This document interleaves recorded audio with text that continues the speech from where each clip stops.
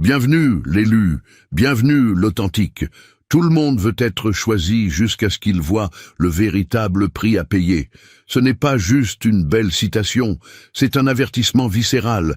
Tu vois, les gens admirent tes dons, ton aura, ta lumière, et la façon dont tu te portes avec une force souveraine. Mais voici la vérité brutale qu'ils murmurent dans l'ombre. Ils ne veulent pas de la douleur, des tentations ou des nuits blanches qu'il t'a fallu traverser pour arriver jusqu'ici. Ils veulent la lumière des projecteurs, mais fuient les tempêtes. Ils veulent les récompenses, mais refusent de payer la facture. Les psychologues ont découvert que les humains sont programmés pour convoiter ce qu'ils voient sans jamais comprendre le prix qui y est attaché. C'est la même raison pour laquelle les enfants pleurent pour avoir une glace et la rendent après 2 bouchées. Ça a l'air doux, mais le mal de ventre ne faisait pas partie de l'illusion. C'est exactement ainsi que ces vampires énergétiques traitent tes dons. Ils veulent le sucre sans l'amertume, la percée sans l'effondrement. Et soyons honnêtes, parfois, dans tes moments de solitude écrasante, tu aimerais pouvoir échanger ta place avec eux. Ils te regardent comme si l'on t'avait servi ton pouvoir sur un plateau d'argent, alors qu'en réalité, le Créateur t'a tendu le feu, le désert et la trahison, et t'a dit « survis d'abord à cela ». C'est presque risible. Les gens désirent ta sagesse, mais ils auraient abandonné au premier jour de ton calvaire. Ils envient ta destination, mais ils auraient jeté l'éponge à mi-chemin de la traversée du désert. C'est le paradoxe absolu de l'authentique. Le monde veut voler tes dons, mais la divinité les a protégés en utilisant ta souffrance comme mot de passe. Et crois-moi, personne ne veut taper ce mot de passe. Reste avec moi, car ce que je m'apprête à te révéler va modifier à jamais la perception de ton existence. Mais laisse-moi d'abord te chuchoter un secret que la plupart ignorent. Les véritables élus ne se promènent jamais à découvert, livrés en pâture. Ils savent que cette lumière attire inexorablement les prédateurs de l'ombre. C'est pourquoi ils scellent leur énergie en utilisant des sagesses anciennes, un sanctuaire impénétrable, désormais accessible dans les 7 sceaux de l'élu. Garde cela à l'esprit pendant que nous avançons dans la pénombre de ton parcours. Ta douleur n'a pas été gaspillée, tes tentations n'étaient pas le fruit du hasard, et ta souffrance n'était en aucun cas une punition. C'était la clé même qui a déverrouillé tes dons. Et le plus choquant, c'est que ceux qui convoitent ce que tu possèdes ne survivraient jamais une seconde, là où tu as marché. La première réalité qui te frappe, c'est qu'ils veulent la couronne, mais pas la croix. Cette simple affirmation tranche jusqu'à l'os, car elle dénonce une matrice que la majorité préfère ignorer. Tout le monde veut paraître puissant, admiré et intouchable. Il regarde quelqu'un comme toi, un élu, un être doué, et tout ce qu'il capte, c'est l'éclat. Il convoite l'influence, le respect, la sagesse et les opportunités que ton existence attire désormais. Mais voici ce qui leur échappe lâchement. Ces choses ne sont pas tombées du ciel. Elles ont été forgées dans les flammes d'une vie de douleur que personne d'autre ne voulait endurer. La croix, c'est ce poids écrasant que tu as porté quand personne ne croyait en toi. C'était le rejet, la trahison, les batailles menées dans un silence de plomb où tu as failli tout abandonner. La croix, ce sont ces nuits d'insomnie à te demander pourquoi la vie semblait si impitoyable avec toi, alors que les autres semblaient glisser sur l'eau. Ce sont les tentations qui ont failli te dévorer, les échecs qui t'ont poussé au bord du gouffre, les moqueries qui t'ont forcé à te recroqueviller, et cette solitude abyssale qui rongeait ton âme. C'est cette dimension précise que les gens refusent de voir. La couronne, en revanche, est la preuve vivante de ta survie. C'est la clarté que tu as acquise après avoir été violemment dépouillé de tes illusions. C'est la résilience née de cœurs brisés incalculables.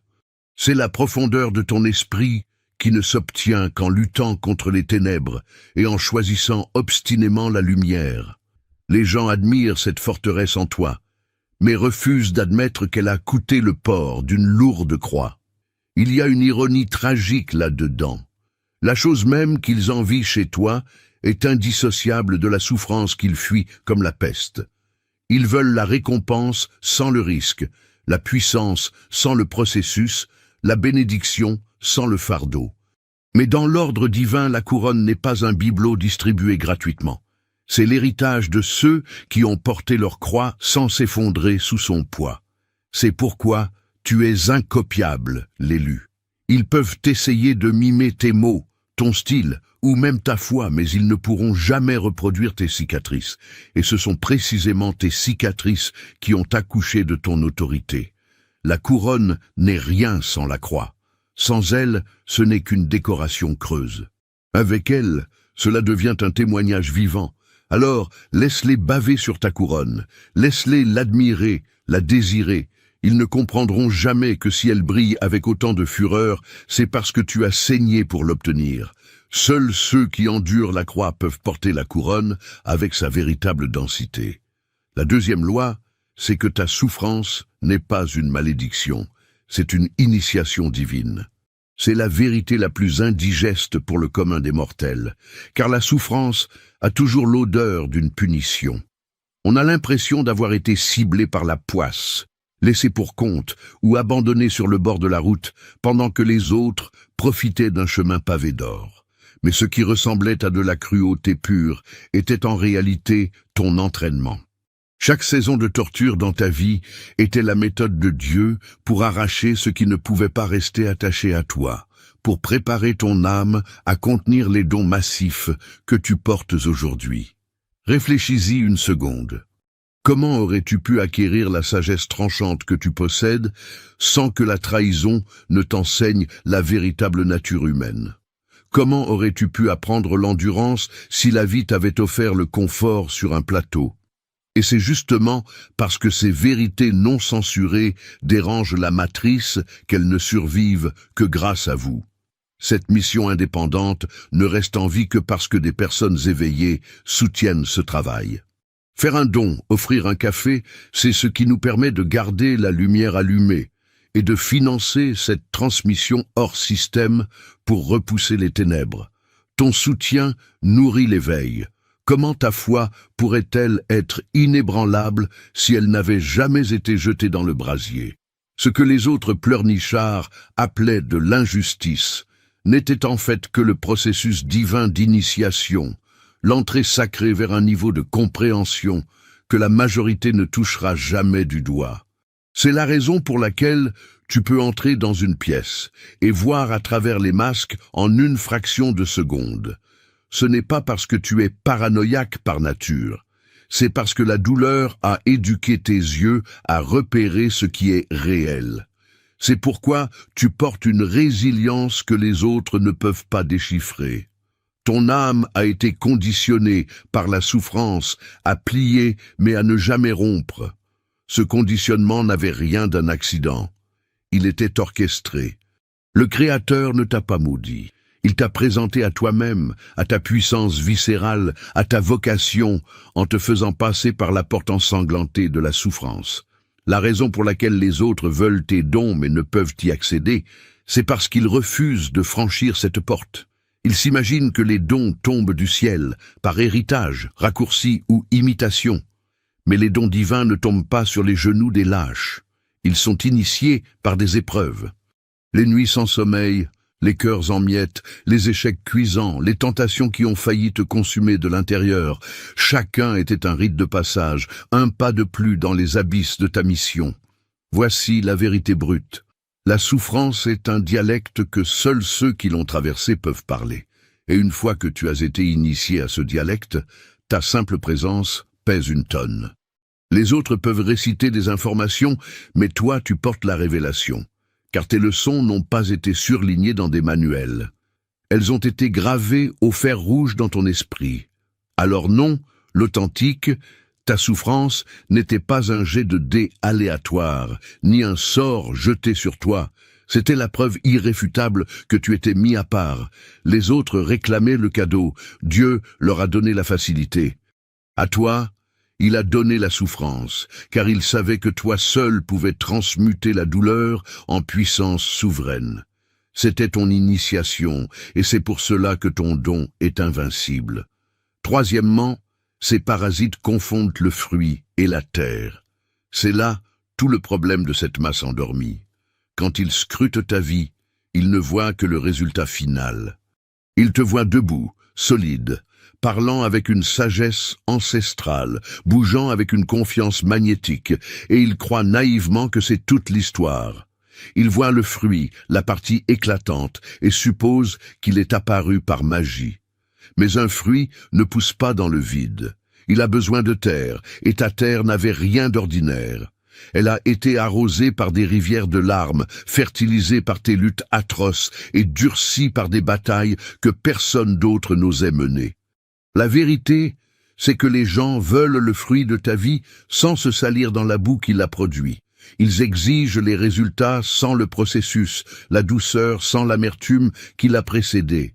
Ils réclament ta paix sans jamais savoir combien de nuits tu as lutté à mort contre l'anxiété. Ils désirent ta sagesse sans subir la trahison qui t'a forcé à grandir. Ils veulent ta résilience sans traverser les ouragans qui t'ont sculpté. Ils s'imaginent que le fruit peut être arraché, copié ou emprunté. Mais ils oublient qu'un fruit déconnecté de ses racines pourrit à vue d'œil. Il a l'air frais une minute puis se désintègre.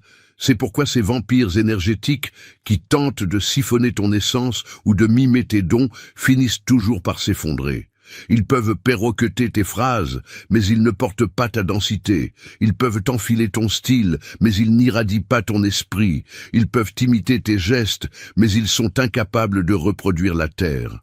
C'est dans la terre que réside le véritable pouvoir, et cette terre a été enfantée par ta douleur. Ce sont ces saisons où tu as été enterré vivant, invisible, méprisé et incompris. Ce sont les épreuves et les tentations qui ont failli te briser la nuque, mais qui, à la place, t'ont entraîné comme un spartiate. Ton fruit d'aujourd'hui est la preuve indiscutable de ce que tu as enduré dans le noir le plus total. La terre garde des archives auxquelles personne d'autre n'a accès.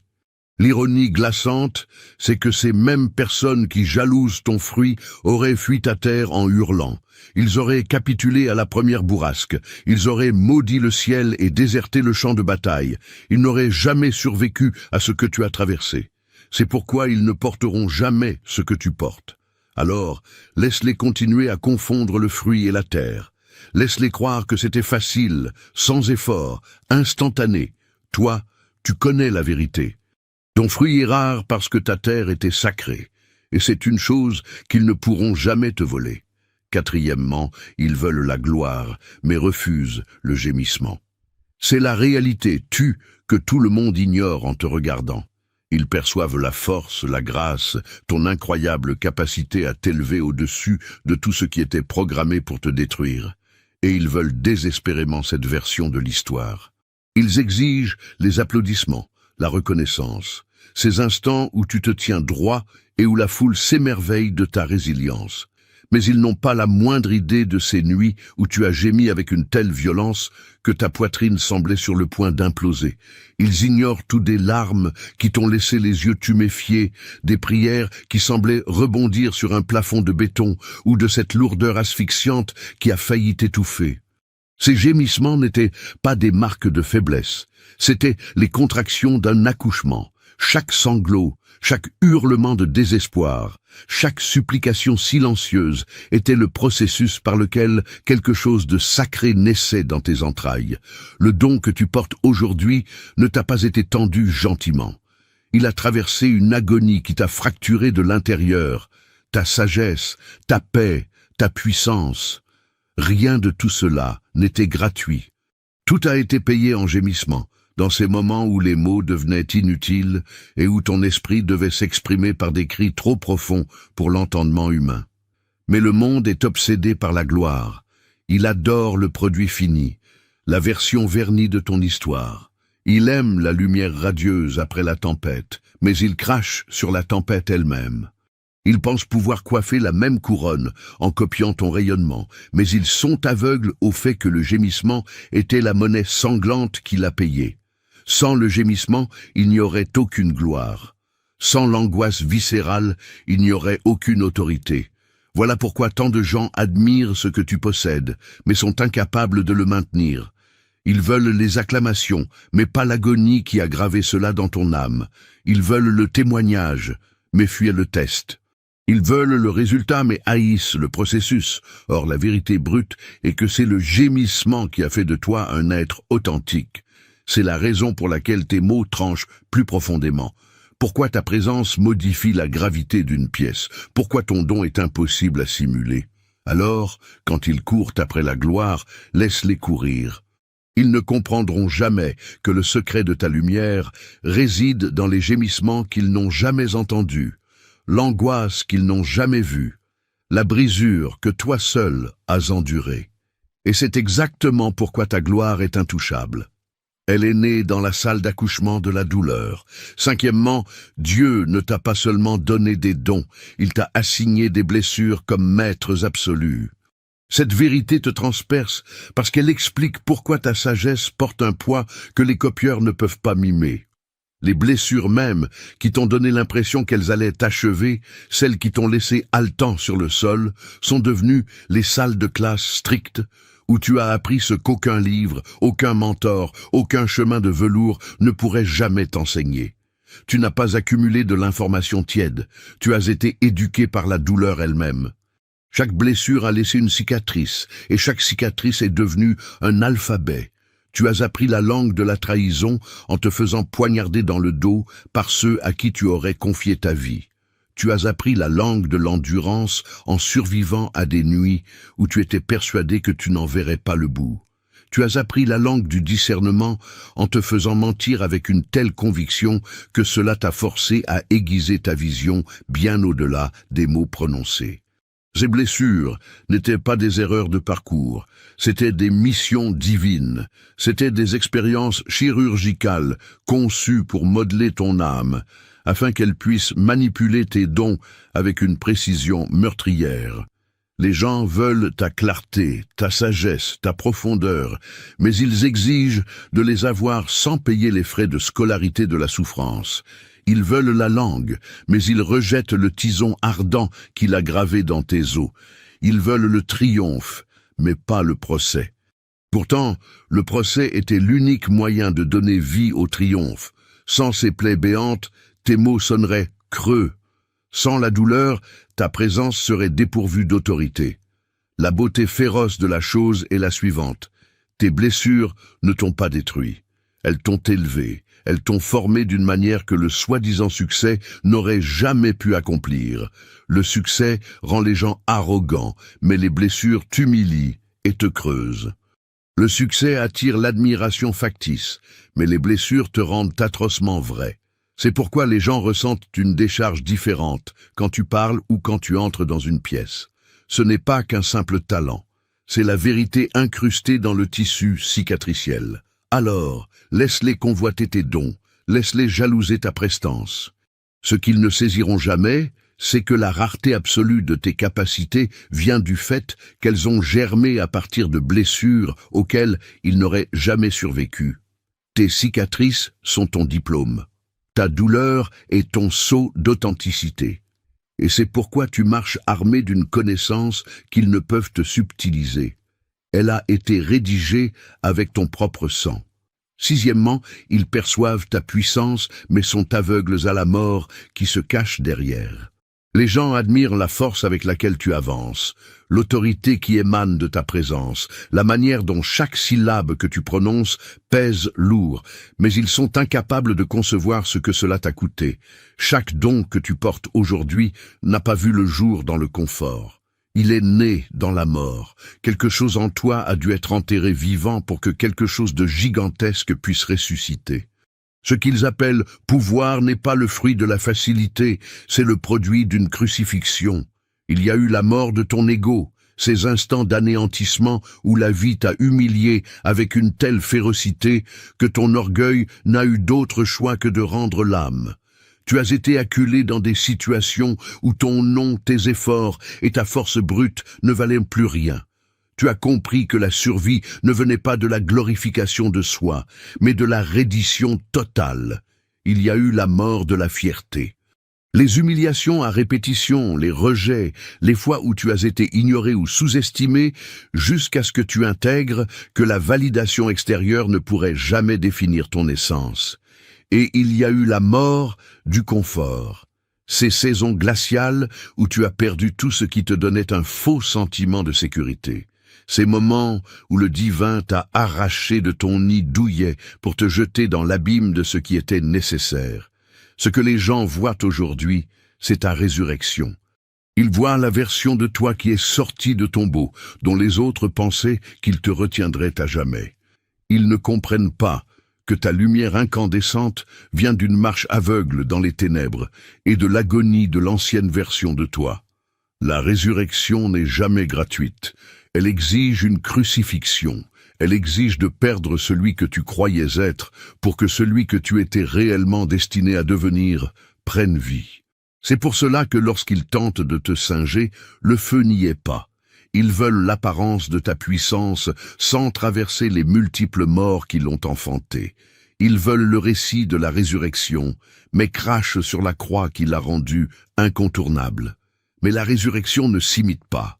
Elle dégage un parfum d'authenticité implacable qui ne s'obtient qu'en traversant la vallée de l'ombre de la mort pour en ressortir vivant. Alors, quand ils voient la puissance en toi, laisse-les spéculer, laisse-les baigner dans leur jalousie. Ce qu'ils observent réellement n'est pas seulement de la force, c'est de la survie à l'état pur. Pas seulement de l'autorité, mais de l'ascension. Tu es la preuve vivante que quelque chose doit mourir pour qu'une entité supérieure prenne vie. C'est le secret impénétrable qu'ils ne saisiront jamais. Ton pouvoir n'est pas emprunté, il est ressuscité. Septièmement, ils convoitent l'huile mais fuient l'écrasement. Les spectateurs admirent ton onction, la grâce avec laquelle tu navigues et la manière dont les portes explosent pour s'ouvrir devant toi alors qu'elles restent verrouillées pour les autres. Ils supposent que c'est de la chance, du favoritisme céleste ou un avantage occulte. Mais ils ignorent que l'huile ne coule jamais sans une pression monstrueuse. Ton onction ne t'a pas été posée délicatement sur le front. Elle a été extirpée de tes entrailles par des saisons d'un poids insoutenable. Tu ne t'es pas réveillé un matin en baignant dans la sagesse et l'autorité. Tu as été broyé pour l'obtenir. L'écrasement, ce sont ces trahisons qui t'ont laissé en morceaux. Ce sont ces échecs qui ont décapé ta confiance jusqu'à l'os. Ce sont ces nuits noires où tu hurlais pour obtenir un répit qui n'est jamais venu. Ce sont ces moments où la vie t'a compressé avec une telle violence que tu étais certain de ne pas y survivre. Et pourtant, au cœur même de ce broyage, quelque chose de sain était en train d'être libéré. Le poids même qui cherchait à t'annihiler était la presse qui extrayait l'huile de ton esprit. C'est la partie que cette foule rejette. Ils veulent l'huile parce qu'elle brille, parce qu'elle confère de l'influence, parce qu'elle attire les regards. Mais ils fuient l'écrasement parce que l'écrasement c'est la souffrance pure, la perte et la reddition. Le broyage est le processus mécanique qui pulvérise tes illusions et ne te laisse rien d'autre que la vérité nue. L'écrasement est ce qui t'arrache ton confort pour que ta raison d'être puisse naître. Sans l'écrasement, il n'y a aucune huile. Sans le poids écrasant, il n'y a aucun flux. Et voici la vérité souveraine. L'huile ne peut être contrefaite. Un parasite peut faire semblant d'avoir ton allure, ton timbre de voix, ou même tes connaissances. Mais il ne peut pas simuler l'huile. L'huile transporte une fréquence d'authenticité qui ne vient que lorsqu'on a été compressé par le feu, les ouragans et les déchirements. C'est pourquoi lorsque tu te mets en mouvement, les gens le ressentent dans leurs viscères. Ce n'est pas une performance, c'est de la pure présence. Alors, quand ils bavent devant ton onction, rappelle-toi ceci. Ils envient le résultat, pas la méthode. Ils désirent ce qui s'écoule aujourd'hui.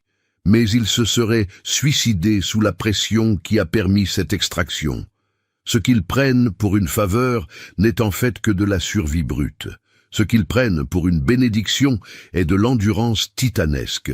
Ton huile t'a coûté tout ce que tu avais, et ce prix démentiel est exactement ce qui la rend intouchable. L'écrasement a été ta création, et c'est pour cette raison que ton onction est éternelle. Huitièmement, ta douleur n'avait rien d'un hasard. Elle a été sculptée pour la précision chirurgicale. C'est une vérité inconfortable, car la douleur donne souvent l'impression d'être un chaos aveugle, une punition sadique, une vie qui part en vrille totale. Mais ce qui ressemblait à de la destruction aveugle était en réalité de l'ingénierie divine. Chaque cœur arraché, chaque coup de poignard dans le dos, chaque porte claquée n'avait rien d'absurde. C'était chirurgical. Le Créateur te ciselait, tranchant dans le vif ce qui ne pouvait survivre, te taillant pour faire de toi une arme assez affûtée pour accomplir ta destinée. Prends le rejet. Ça a brûlé. Ça t'a donné l'impression d'être un déchet. Mais le rejet n'a jamais été une question de valeur insuffisante. C'était une redirection brutale. Chaque porte qui a explosé au nez de tes illusions n'était pas un chaos, c'était un coup de scalpel. C'était l'univers qui t'arrachait de personnes, d'endroits et de trajectoires incapables de supporter l'amplitude de ton don. Ensuite, la trahison. Dévastatrice, oui, mais la trahison a exterminé ta naïveté. Elle t'a offert un scanner de discernement qu'aucun livre ne pourra jamais fournir. Elle t'a appris à disséquer la tonalité derrière le verbiage, à palper l'énergie toxique derrière les sourires de façade. Ça n'avait rien d'un jet de dés. C'était de la haute précision. Et le cœur brisé. C'était la lame la plus profonde. Elle t'a fendu en deux, non pas pour t'exécuter, mais pour creuser en toi un cratère où l'empathie et la compassion pourraient élire domicile. Sans ce cœur piétiné, tu n'aurais jamais eu la profondeur nécessaire pour connecter, pour guérir ou pour parler avec une telle autorité. Le cœur brisé a fait saigner l'authenticité de tes mots. C'est la raison pour laquelle ton don frappe avec une précision de tireur d'élite. Ce n'est pas seulement que tu as survécu à l'enfer, c'est que tu as été usiné par lui. Ta douleur a affûté ta perception, aiguisé ton esprit et cisaillé les illusions. Chaque entaille avait une fonction millimétrée. Chaque amputation avait un but. Tu ne portes pas des cicatrices accidentelles. Tu arbores les marques méticuleusement conçues d'un design divin. La masse désire l'outil, te voir opérer avec une clarté, une sagesse et une force implacables. Mais il refuse le ciseau, il rejette la lame tranchante qui a raclé le confort, l'orgueil et les fantasmes. Ils exigent le chef-d'œuvre sans subir la lame sanglante du sculpteur. Or, c'est cette lame qui t'a offert la précision. Alors non, ta douleur n'était pas un déchet, ce n'était pas de la malchance, et ce n'était pas de la souffrance stérile. C'était une séance de sculpture divine.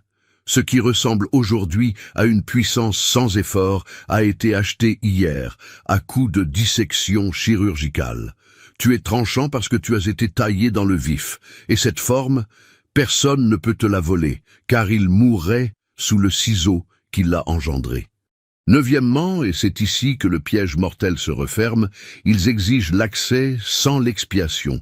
C'est la vérité occulte qui explique pourquoi tant de vampires jalousent ce que tu portes sans jamais pouvoir s'en emparer. Mais écoute-moi attentivement. C'est le point de bascule. Au moment même où nous parlons, l'attaque de l'ennemi et la jalousie insidieuse de ceux qui t'entourent sont à leur paroxysme. Ton énergie fuit. Comprendre pourquoi tu souffres ne suffit absolument pas à te protéger. Tu dois arrêter l'hémorragie maintenant, car les forces siphonnent ta lumière. Les 7 sceaux de l'élu est ton bouclier d'urgence, le rituel vital d'activation. Le lien t'attend tout de suite dans le commentaire épinglé. C'est une question de survie spirituelle pour colmater la brèche. Les gens voient ta force, ta sagesse, ta clarté, et s'imaginent pouvoir s'y glisser comme dans un vêtement, comme si c'était un poste à pourvoir ou un titre à usurper. Mais ils sont terrifiés de réaliser que ton don n'est pas laissé à l'abandon. Il est verrouillé par la douleur même qu'il raille, qu'il fuit et qu'il méprise. Ta souffrance n'était pas seulement une question de survie, c'était un feu purificateur. Chaque trahison encaissée, chaque cœur broyé, chaque saison de disette et de rejet a incinéré les parties de toi qui ne pouvaient pas rester. L'orgueil a brûlé, l'ego a fini en cendres, les attachements naïfs se sont volatilisés. Ce haut fourneau t'a purifié jusqu'à ce que ton don puisse circuler sans la moindre contamination. Sans ce nettoyage radical, le don aurait été profané ou détourné. C'est pourquoi Dieu ne te l'a pas livré dans la douceur, il te l'a remis dans les flammes. Parce que le feu est l'unique test pour savoir à qui l'on peut confier le pouvoir suprême. C'est là qu'intervient l'expiation. L'expiation ne consiste pas à jouer les parfaits. Elle consiste à être fondu et purifié. Tu as été purifié par la douleur, par les tests, par des tentations qui t'ont forcé à choisir l'intégrité face au compromis. Tu as saigné pour obtenir l'accès dont tu jouis aujourd'hui. Tu as souffert pour l'autorité que tu incarnes. Et cette torture fut ton expiation. C'est ce qui a validé ton droit de te tenir là où tu es. Les usurpateurs qui espèrent court-circuiter ce processus croient pouvoir squatter ta place, pirater tes méthodes ou mimer ton aura. Mais ils ne captent pas que sans cette expiation, leurs mains artificielles fondront s'ils essaient de toucher ce que tu portes. Ils peuvent imiter ta syntaxe, mais ils s'étoufferont sous la densité. Ils peuvent voler ton style, mais ils sont incapables de porter les flammes. Ils peuvent tenter l'intrusion, mais sans la purification, ils seront broyés par ce que tu as été habilité à manipuler. C'est pourquoi tu restes hors d'atteinte. Ton don n'est pas seulement scellé par une faveur céleste, mais par le prix exorbitant payé dans la souffrance. La douleur qu'ils ont dégueulée était précisément la serrure qui a protégé ton don des mains contrefaites. Ils veulent l'accès, mais sans l'expiation, ils découvriront toujours que le feu qui gronde en toi ne peut être volé.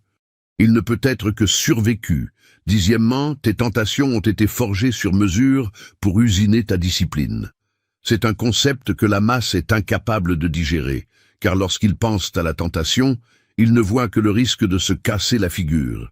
Ils la perçoivent comme une faille, un naufrage en attente. Mais pour l'élu, la tentation n'a jamais été une erreur de distribution. Elle a été programmée pour t'entraîner, te limer et bétonner ta volonté pour la rendre indestructible.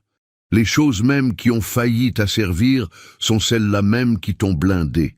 À chaque fois que la tentation frappait à ta porte, ce n'était pas juste une invitation au vice. C'était un bras de fer de puissance. C'était conçu pour exposer si tu étais capable de maîtriser ta propre chair ou si ta chair allait te mettre en laisse. Et chaque non que tu as craché alors que chaque cellule de ton corps hurlait « oui », s'est transformé en une nouvelle couche de titane autour de ton esprit. C'est pourquoi ta discipline d'aujourd'hui semble si extraterrestre aux yeux des autres. Ils se demandent comment tu peux repousser avec autant de froideur ce qui les met à genoux en 2 secondes. Mais ils ignorent que ta discipline a été forgée dans la forge ardente et non acquise par défaut de fabrication. Il y a eu des gouffres où tu as failli basculer, des instants où la voix de la tentation était si tonitruante et hypnotique que capituler semblait être la seule issue. Mais tu as tenu bon, parfois en utilisant la force brute de ta volonté, d'autres fois en rampant vers la divinité, ivre de désespoir. Et à chaque guerre remportée, tu as muté, devenant plus redoutable. Chaque démon vaincu était une preuve supplémentaire que l'on pouvait te confier les rênes du pouvoir. Car si tu es incapable de te dominer toi-même, on ne peut te confier l'influence sur des armées.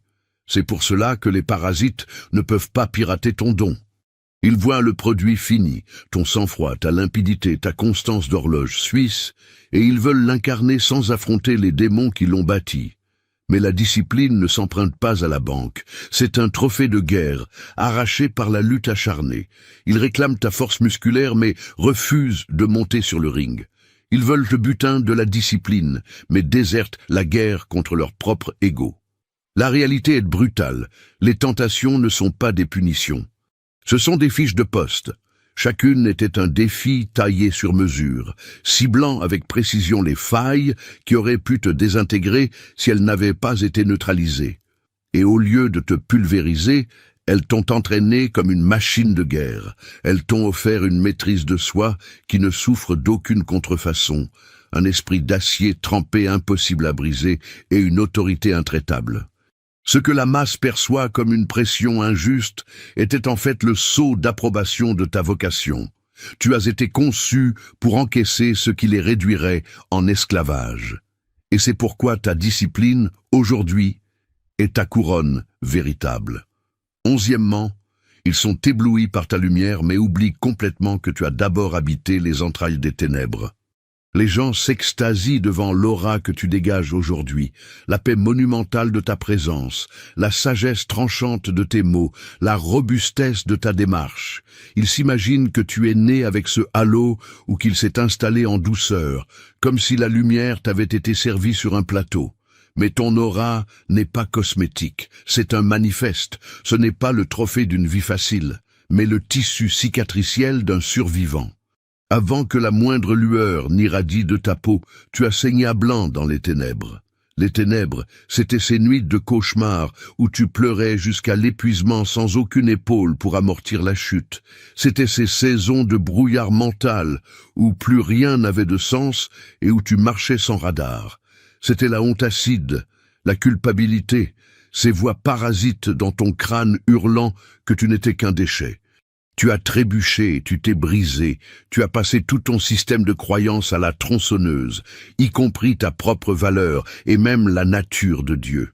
C'était ça, la tombe dans laquelle tu pourrissais, invisible aux yeux même de ceux qui aujourd'hui encensent ta lumière. La vérité qui dérange, c'est que ta lumière a été accouchée dans cette noirceur. Elle n'est pas apparue parce que l'univers t'a fait un câlin. Elle a jailli parce que la vie t'a compressé dans des étaux où tu devais soit trouver le divin, soit être annihilé. Cette douleur atroce, cet isolement carcéral, ce désespoir sans fond est devenu le carburant explosif qui a enflammé ton esprit. C'est pour ça que ton rayonnement a une fréquence différente. Ce n'est pas de la petite positivité de pacotille, c'est de la résurrection pure. C'est la preuve balistique que quelque chose peut s'extraire de terre après avoir été 6 pieds sous terre. Mais les mortels refusent de regarder la tombe. Ils veulent l'éclat solaire, mais crachent sur les ombres. Le témoignage sans la torture de l'épreuve.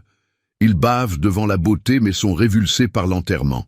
Ce qu'ils ne connectent pas, c'est que la tombe a été le réacteur nucléaire où ta lumière a été forgée. Sans ces nuits suffocantes, sans les effondrements psychologiques, sans ces secondes interminables où tu jurais que tu ne te relèverais jamais, il n'y aurait aucune aura. Et voici ce qui rend ta lumière imbécillable. Elle porte en elle le poids écrasant de ton ancienne noirceur. Ce n'est pas une ampoule que tu as allumée d'un clic. C'est un feu de joie qui t'a coûté tout ton être pour être allumé. C'est pourquoi, lorsque les clowns essaient de l'imiter, l'air devient stérile. Leur brillance est du maquillage bon marché, alors que la tienne est sculptée dans la roche de la survie. Alors oui, ils contemplent ta lumière. Ils l'admirent. Ils en sont malades de jalousie. Ils la convoitent. Mais ce qu'ils n'assimileront jamais, c'est que pour être le gardien d'un tel feu, il a fallu d'abord élire domicile dans un cercueil. Et seul un être qui a été inhumé dans les ombres sait comment carboniser l'obscurité avec une telle intensité. 12e, ils désirent ardemment le don, mais rejettent viscéralement l'isolement.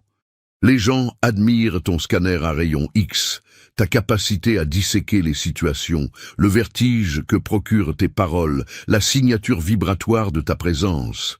Mais ce qu'ils court-circuitent, c'est que cette arme n'a pas été calibrée au milieu de la foule. Elle a été aiguisée dans un silence de mort, dans l'exil, dans des hivers où tu n'avais pour seule compagnie que tes propres démons et la voix de l'absolu. Ta solitude n'était pas un vide pathétique. C'était l'incubateur de haute sécurité où la sagesse a fusionné. L'isolement t'a instruit sur des fréquences que le bruit ambiant ne pourrait jamais capter. Il a désintégré les distractions toxiques de l'opinion publique, le faux filet de sécurité des relations superficielles et l'attraction gravitationnelle de la validation de cette matrice. Il t'a mis un flingue sur la tempe pour t'obliger à te confronter à toi-même, à tes terreurs nocturnes, à tes blessures purulentes, à tes boucles d'autosabotage. Et il t'a dressé à décoder les signaux divins avec une acuité que le troupeau ne possédera jamais. Ces années de quarantaine n'étaient pas jetées par la fenêtre, elles étaient opératoires. Elles t'ont amputé du monde ordinaire pour te permettre d'incarner l'extraordinaire. Mais voici la réalité qui fait saigner. L'isolement est un abattoir psychologique. C'est s'effondrer en larmes, en hurlant, parce que personne sur cette foutue planète ne te comprend. C'est se débattre avec ce sentiment d'abandon total, pendant que tout le monde semble s'intégrer parfaitement dans son petit décor en carton. C'est porter une sagesse radioactive, beaucoup trop lourde à partager, parce que les cerveaux autour de toi exploseraient s'ils essayaient de la conceptualiser. Cette douleur était d'une sauvagerie absolue, et elle a failli te faire péter les plombs. Et pourtant c'est très exactement au cœur de ce désert aride que ton arme a été affûtée. Sans le silence sépulcral de l'exil, la révélation aurait été tuée dans l'œuf. Voilà pourquoi les foules jalousent ton équipement, mais vomissent le processus de fabrication. Ils veulent l'intuition, la vision thermique, la netteté chirurgicale que tu dégaines. Mais ils sont incapables de survivre à la solitude macabre qui en a fourni le code d'accès. Ils veulent la révélation divine, mais ils sont sous perfusion constante de bruits et de distractions. Ils réclament les équations finales, mais refusent catégoriquement le silence abyssal qui accouche de ces réponses. Ils convoitent la récolte, mais crachent sur le fumier qui la fait germer. Ce que leur aveuglement leur cache, c'est que l'isolement n'était pas une mise au coin, c'était un repositionnement stratégique. Le Créateur t'a évacué des foules toxiques pour s'assurer que tu puisses être le dépositaire de vérité beaucoup trop létale pour les masses endormies.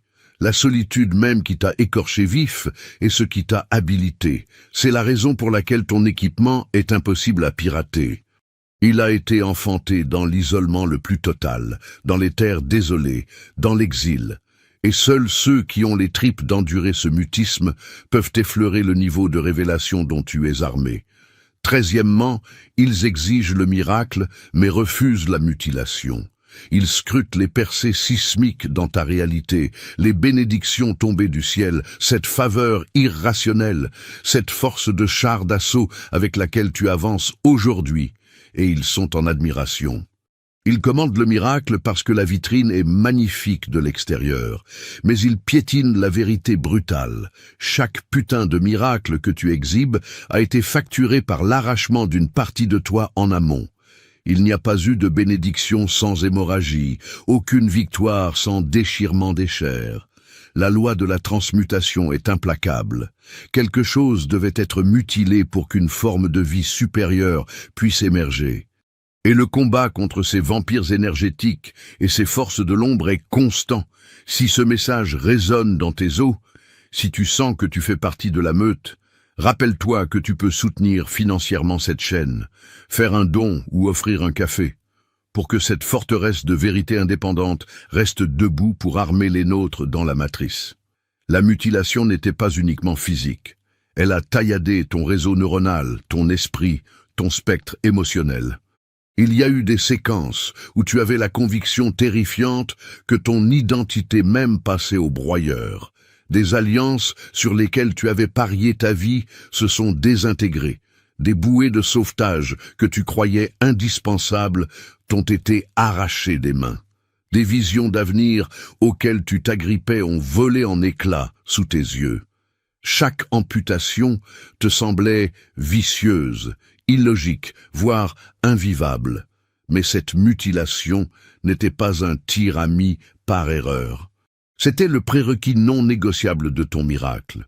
Ce que le commun des mortels refuse d'assimiler, c'est que les miracles ont besoin de mètres carrés. Quelque chose doit être fracassé, expulsé ou exécuté pour que la nouveauté ait la place de respirer. Si tu avais gardé toutes ces vieilleries que tu croyais vitales, il n'y aurait eu aucun périmètre disponible pour les bénédictions qui t'appartenaient de droit. La mutilation a rasé le terrain pour bâtir le miracle. C'est pourquoi tes victoires pèsent une tonne que les copieurs ne peuvent soulever, parce qu'elles ont poussé sur des décombres radioactifs auxquels tu as dû survivre. Mais la populace refuse d'écouter cette version. Ils veulent le miracle immaculé, sans les gravats. Ils veulent la transmutation sans le démembrement. Ils veulent la résurrection en évitant les clous de la croix. Ils fantasment sur la version recousue de toi, mais n'ont pas la moindre idée du degré de déchirement viscéral que tu as subi avant même que la cicatrisation ne soit envisageable. Ils sont aveugles aux nuits où tu étais persuadé de ne pas passer le matin, aux jours où tu te demandais si ça valait vraiment le coup de garder les yeux ouverts, aux heures où le Créateur jouait aux abonnés absents. Et pourtant, voici le paradoxe d'acier. La mutilation ne t'a pas éliminé. Elle t'a reprogrammé. Ce qui t'a été confisqué t'a prouvé de quoi tu pouvais te passer. Ce qui a explosé en vol a révélé l'alliage indestructible qui dormait sous le vernis. Et ce dont on t'a dépouillé a été la matrice de la force bestiale que tu portes aujourd'hui. C'est la raison pour laquelle tes miracles ne peuvent être niés. Ce n'étaient pas des lots de consolation au rabais. Ils ont surgi de la loi impitoyable de la transmutation. Quelque chose a dû être sacrifié pour qu'un colosse puisse naître. 14e, ton don est scellé par le sang, la sueur et les larmes, pas la petite version poétique et mièvre de cette expression que les gens se lancent au visage, mais la réalité brute, organique et non censurée de la facture à payer pour héberger du divin dans ses veines. Tu as payé en épuisement nerveux qui laissait ton enveloppe corporelle secouée de tremblements, en effondrements mentaux qui t'ont fait douter de ta propre santé psychiatrique, en désespoir si abyssal qu'il a failli te phagocyter tout entier. C'était ça, l'étiquette de prix. Chacune des larmes crachées par tes yeux n'a pas été gaspillée. C'était l'encre indélébile d'un pacte rédigé entre toi et le Créateur. Chaque atome de souffrance est devenu un trait de la signature qui a authentifié ton mandat. Sans ce contrat signé avec ton sang, strictement personne n'est qualifié pour manipuler ce que tu as entre les mains. Les envieux regardent le vernis, mais ils sont terrifiés par les coutures. Ils bavent devant le produit en rayon, mais ignorent volontairement les brouillons chaotiques et sanglants de ton existence. Ton arme n'est pas un jouet qu'on se passe dans une cour de récréation. C'est un contrat scellé avec le magma de ton être. La divinité a verrouillé le système de telle sorte que ton don est chirurgicalement greffé à ta souffrance passée. Ainsi, aucun pilleur ne peut s'en emparer, aucun faussaire ne peut le cloner, et aucun parasite ne peut le reproduire en contrebande. Ils peuvent copier ta chorégraphie, mais ils sont incapables de télécharger ton alliance sacrée. La réalité qui broie, c'est que tes larmes ont fourni au ciel les arguments juridiques pour te faire confiance. N'importe quel imposteur peut revendiquer une vocation, mais très peu survivent au rouleau compresseur, à la salle d'attente de l'enfer, et aux brisures qui testent si ta carcasse spirituelle peut supporter les mégatonnes de la gloire. Tu n'as pas reçu un colis. Tu as arraché le droit de le porter par une endurance maculée de sang et une persévérance noyée de sueur. C'est pour ça que c'est hermétiquement scellé. C'est pour ça que c'est intouchable. Quand des pillards essaient d'attraper le divin sans régler l'addition, ça les carbonise sur place. Ils ne calibrent pas le poids du matériel parce qu'ils n'ont jamais transpiré à l'usine pour le forger. C'est comme s'ils ramassaient une épée à deux mains qui ne leur appartient pas. Elle est trop lourde, déséquilibrée et suicidaire pour eux. L'armement déployé dans ta vie a été équilibré au gramme près en fonction de tes hémorragies, taillé sur mesure selon tes procès, et moulé directement dans tes cicatrices. C'est pourquoi l'armure t'épouse à la perfection et rejette tout autre porteur. Alors, laisse-les tendre le bras, laisse-les baver d'envie, laisse-les s'y essayer. Sans le sang, sans la sueur, sans les larmes, ils n'ont même pas l'habilitation de sécurité pour effleurer ce que la divinité a gravé dans ton code source. Et c'est la raison pour laquelle ton héritage reste tien, scellé, crypté et protégé par un pacte qu'aucun cambrioleur de l'astral ne pourra jamais fracturer. Chaque arme que tu manies, chaque victoire que tu piétines et chaque photon de lumière qui irradie de ton noyau a été usiné dans le haut fourneau. Ta puissance n'est pas louée, ta sagesse n'est pas héritée par piston et ton autorité n'a pas été piochée au loto. Elle a été obsessionnellement sculptée par la torture, cisaillée par la trahison, poncée par la tentation et baptisée dans l'isolement absolu. Chaque convulsion, chaque cœur mis en pièces, chaque nuit où tu te voyais crever a été un coup de marteau indispensable de l'ingénierie céleste, te forgeant en un réceptacle que la matrice ne pourra jamais dupliquer. Ils regardent la vitrine de ta vie, la gloire, l'onction, la lumière incandescente, mais ils sont aveugles à la chaîne de montage qui a craché tout ça. Ils exigent le cadeau sans le gémissement animal, le miracle sans l'amputation, l'autorité sans la purification mortelle. Ils veulent le flash solaire sans le tombeau ténébreux, le pétrole sans le compresseur et le fruit sans le fumier. Mais ta réalité est une alliance blindée par ton endurance bestiale, tes coutures, et ton sang, ta sueur et tes larmes. C'est ça l'alliage qui te rend intouchable, indérogeable et indiscutablement élu. Tu es la preuve ambulante que la souffrance n'est pas une blague cosmique, que la douleur n'est pas du hasard anthropique et que la tentation n'est jamais vide de sens. Chaque obstacle était un instructeur impitoyable, chaque perte un camp d'entraînement, chaque examen une fonderie. Tes facultés ne sont pas de simples petits dons mignons, ce sont des victoires gravées au poignard, dans la chair et l'esprit. Des victoires que seuls les véritables élus pouvaient traverser vivants. Les choses même que ces sangsues tentent de te voler sont inséparables des tribunaux qu'ils refusent d'affronter. Et c'est exactement pourquoi ton siège est verrouillé, ton appel indéniable et ta force implacable. Alors, laisse ce système te regarder et crever de jalousie. Laisse-les convoiter, simuler et même haïr ce qu'ils n'auront jamais le niveau d'effleurer. Ce qu'ils prennent pour un traitement de faveur n'est en fait que le dossier médical de ta survie. Ce qu'ils prennent pour de la chance est l'apothéose de ton endurance inhumaine. Ta traversée, ton supplice et tes conquêtes t'appartiennent en exclusivité. Et aucune force ne pourra jamais exproprier ce que le divin a frénétiquement martelé dans le creuset de ton existence. Tu es la pièce maîtresse, le survivant ultime et l'armurerie ambulante que seuls les véritables authentiques peuvent opérer. Ton histoire n'est pas un buffet à volonté pour ces charognards.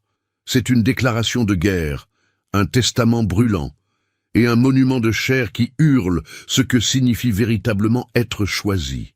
Tu as encaissé, tu as massacré l'obstacle, et c'est pour ça que tu es intouchable. Mais attention, l'élu. Cette vidéo t'a révélé pourquoi tu saignes et pourquoi il t'attaque, mais elle ne referme pas tes plaies. Comprendre ta nature ne suffit pas à bloquer ses prédateurs.